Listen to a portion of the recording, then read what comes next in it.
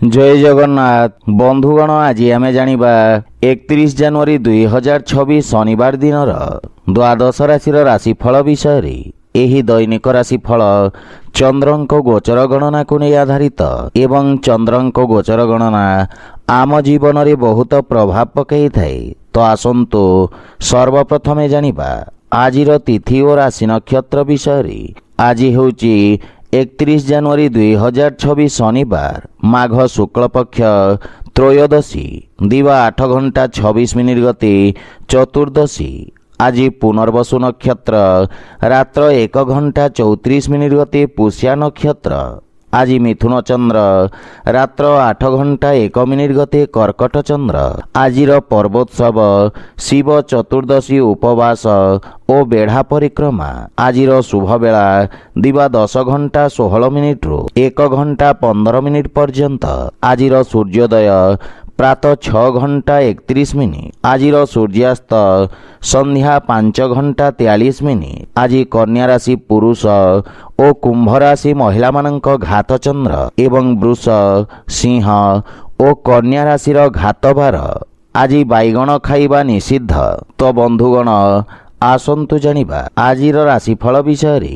ता पूर्वरु आम चैनल को जो मैंने नुआ करी आछंती तले थिबा लाल रंगर सब्सक्राइब बटन को दबाई आम चैनल को सब्सक्राइब करंतो और पाखरे थिबा घंटी बटन को दबाई ऑल रे सिलेक्ट करंतो। काहेकि ना आमे अपलोड करितबा प्रत्येक वीडियो नोटिफिकेशन आपण सर्वप्रथमे पाई परिबे। तो प्रथमे जानिबा मेष राशि विषय रे। आपणक तृतीय भाव रे चंद्रदेवंक गोचर आपणक जश तथा मान सम्मान रे वृद्धि करिब। धार्मिक कार्य रे आपण आज भाग नहीं पारंती एवं लोके आपणक समस्त कार्यर प्रशंसा करिवे। राजनीति संबंधित व्यक्तिंक वर्चस्व तथा पराक्रम रे वृद्धि हेब एवं आपणक द्वारा समाज सेवा कार्य को प्रोत्साहन मिलिब। रोजगार क्षेत्र रे आपण समस्त कार्य को निज अनुभव द्वारा सफलता पूर्वक संपन्न करिवे। व्यवसायी वर्गंक पई समय उत्तम अनुकूल रहिछि एवं जीवन साथींक संपर्क रे सुधार आसिब एवं आपणक मान सम्मान वृद्धि पाइब। परिवार रे हस खुशीर वातावरण लागि रहिब। भाई मानक पक्षरु विशेष सहयोग मिलिब एवं कार्य व्यस्तता मध्यरे प्रेम जीवन पाई समय बाहर करिवे। सेथि पाई मनरे प्रसन्नता अनुभव करिवे। आर्थिक स्थिति रे उन्नति हेबाकु लागिब एवं भविष्यत पाई किछि संचित योजना रे निवेश करिवे। स्वास्थ्य अवस्था उत्तम अनुकूल रहिब।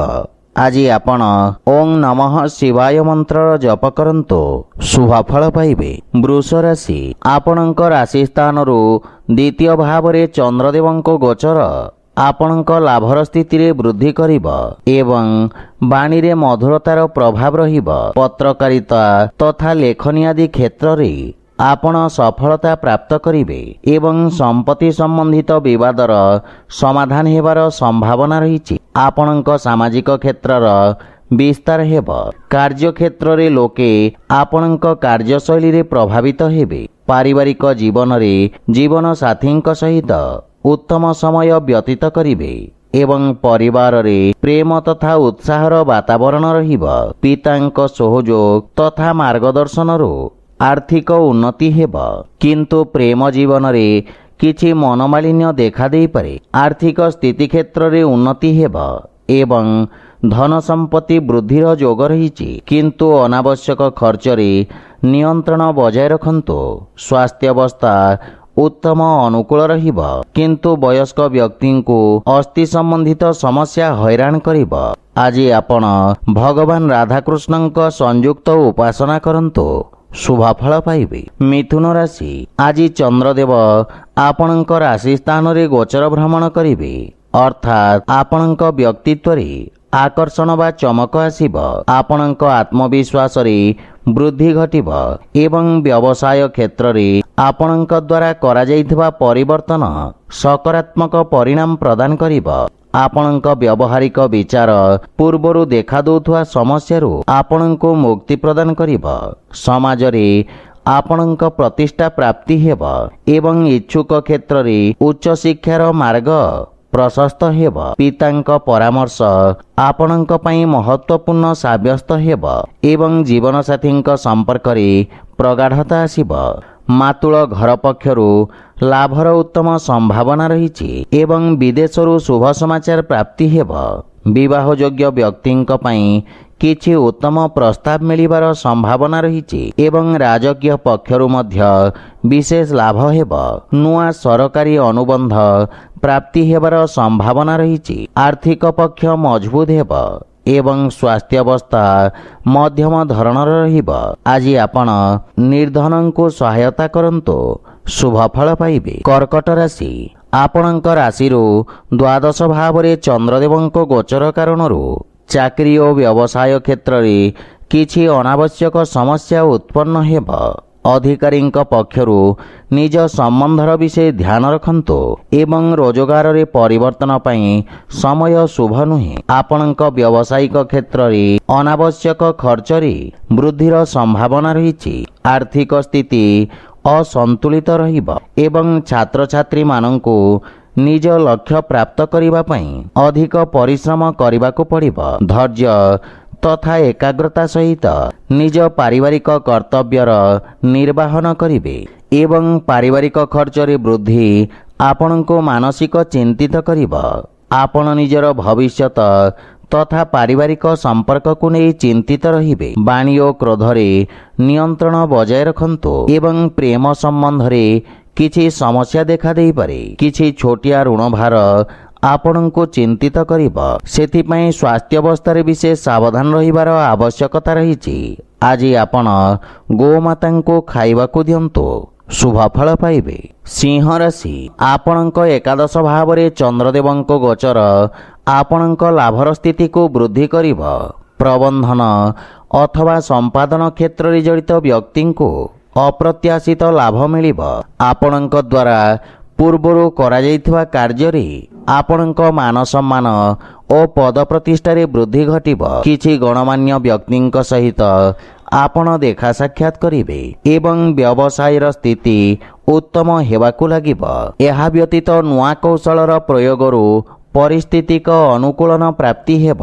ପୈତୃକ ବ୍ୟବସାୟ ସମ୍ବନ୍ଧିତ କିଛି ଶୁଭ ସମାଚାର ମିଳିବାରୁ ମନ ପ୍ରସନ୍ନ ରହିବ। ପିତାଙ୍କ ସହଯୋଗ ଆପଣଙ୍କ ଉପରେ ଲାଗି ରହିବ ଏବଂ ଆପଣଙ୍କ ବିନମ୍ରତା ଛୋଟ ଭାଇ ଭଉଣୀଙ୍କ ସମ୍ପର୍କରେ ଘନିଷ୍ଠତା ଆଣିବ ତଥା ସେମାନେ ଆପଣଙ୍କ ଅନୁସରଣ କରିବେ। ଆର୍ଥିକ ପକ୍ଷ ମଜବୁତ ହେବାକୁ ଲାଗିବ ଏବଂ ପୂର୍ବରୁ ଦେଇଥିବା ବକେୟା ଅର୍ଥ ଆପଣ ଫେରି ପାଇବେ।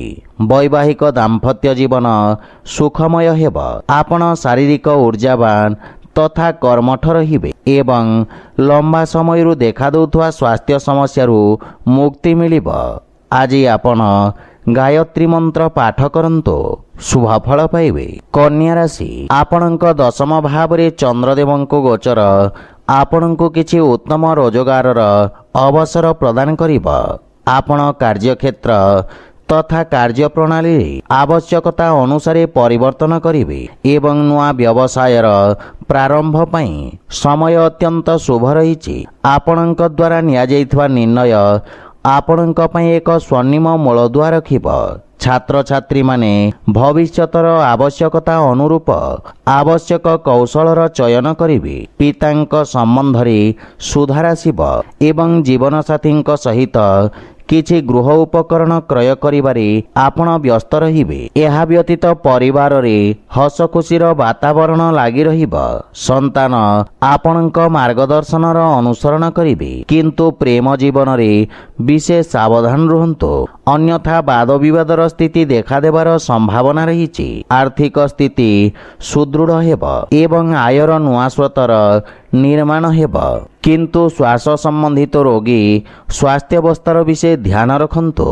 ଆଜି ଆପଣ ଶିବଲିଙ୍ଗରେ ଜଳ ଅର୍ପଣ କରନ୍ତୁ, ଶୁଭ ଫଳ ପାଇବେ। ତୁଳା ରାଶି, ଆପଣଙ୍କ ନବମ ଭାବରେ ଚନ୍ଦ୍ରଦେବଙ୍କ ଗୋଚର ଆପଣଙ୍କ ପାଇଁ ଭାଗ୍ୟବର୍ଦ୍ଧକ ରହିବ। ରୋଜଗାର କ୍ଷେତ୍ରରେ ସଫଳତା ପ୍ରାପ୍ତ କରିବେ। ଆପଣଙ୍କ ପରାକ୍ରମୀ ତଥା କର୍ମଠ ସ୍ୱଭାବର ପ୍ରଶଂସା ହେବ। କଳା तथा मनोरंजन क्षेत्र में संबंधित व्यक्ति ख्यातिर विस्तार हेब। विद्यार्थी छात्र छात्री मानंकु बंधुमित्र सहयोग मिलिब एवं कार्यक्षेत्र में किछि समस्या देखा दे पारे, किंतु आपण समस्त समस्या को सफलता पूर्वक समाधान करिवे। विदेशरू किछि शुभ समाचार मिलिबारु मन प्रसन्न रहिब। बड़ भाईंक विशेष सहयोग आपणक उन्नतिर कारण हेब एवं परिवार रे सुख समृद्धि पई आपण व्यय करिवे। जीवन साथी संपर्क रे घनिष्ठता आसिब। प्रेम जीवन रे नवीन संबंध स्थापित हेब एवं आर्थिक स्थिति रे सुधार हेब। अचानक धन लाभर मध्य जोग रही। शेयर मार्केट आदि निवेशरू लाभर संभावना रही, किंतु स्वास्थ्यावस्थार विशेष ध्यान रखंतु एवं विशेष रूप से हृदय संबंधित रोगी को सावधान रहिबा उचित। आज आपण शिवलिंग रे जल अर्पण करंतु, शुभ फल पाइबे। धनुराशि आपणक राशि स्थानरू अष्टम भाव रे गोचररत चंद्रदेवंक कारणरू व्यावसायिक तथा राजकीय कर भली खर्च आपणक आर्थिक संतुलन को खराब करिब। किछि आकस्मिक समस्यार सामना करिबाको पड़िब एवं कार्यक्षेत्र रे कार्यर अधिकता बा असामंजस्यर स्थिति मानसिक चिंतार कारण हेब। विद्यार्थी छात्र छात्री मानंकु लक्ष्य प्राप्त करिबारे संघर्ष करिबाको पड़िब। भाई भौणींक संपर्क रे मतभेद देखा देब, किंतु जीवन साथींक सहयोग आपणक पई सहायक सिद्ध हेब। परिवार रे कोनोसी सदस्यंक सहित छोट छोट कथारे मतभेदर संभावना रही एवं दैनिक दिनचर्या रे व्यवधान उत्पन्न हेब, किंतु प्रेम जीवन रे परस्परर सम्मान करिबारु संपर्क रे प्रगाढ़ता आसिब। आर्थिक स्थिति सामान्य रहिब एवं जे कोनोसी निवेश करिबा पूर्वरु अनुभवी व्यक्तिंक परामर्श नियंतु, अन्यथा क्षतिर संभावना रही। रोग विष और शत्रु प्रति सावधान रुहंतु। आज आपण शिवलिंग रे बेलपत्र अर्पण करंतु, शुभ फल पाइबे। धनुराशि आपणक राशि स्थानरू सप्तम भाव रे चंद्रदेवंक गोचर आपणक कार्यक्षेत्र रे कोनोसी महिला सहभागींक सहयोगरू समस्या दूर हेब। सरकारी क्षेत्र वकिलाती तथा जनसंपर्क संबंधित व्यक्ति को विशेष लाभ मिलिब एवं व्यवसाय रे आपणको सफलता प्राप्ति हेब। शिक्षा क्षेत्र रे छात्र छात्री मानंको नुआ अवसर मिलिब एवं जीवन साथी सहित करा जाइथिबा व्यवसाय रे लाभ प्राप्ति हेब। पारिवारिक सुख समृद्धि रे वृद्धि घटिब एवं संतान को सफलता मिलिब। परिवार सदस्यंक पूर्ण सहयोग आपणक उपरे लागि रहिब। माता पितांक आशीर्वाद तथा मार्गदर्शन रु विशेष लाभ मिलिब तथा प्रेम संबंध रे स्थायित्व प्राप्ति हेब एवं दैनिक रोजगार रु अतिरिक्त आयर नुआ स्रोत विकसित हेब। व्यवसाय रे नुआ निवेशर संधान रे सफलता प्राप्त करिवे। त्वचा संबंधित रोग प्रति विशेष सावधान रुहंतु। आज आपण बजरंग बाण पाठ करंतु, शुभ फल पाइबे। मकर राशि आपणक राशिर षष्ठ भाव रे चंद्रदेवंक गोचर आपणको रोजगारर नुआ अवसर प्रदान करिब। आपणक बुद्धिबल ओ पराक्रम रे वृद्धि हेब।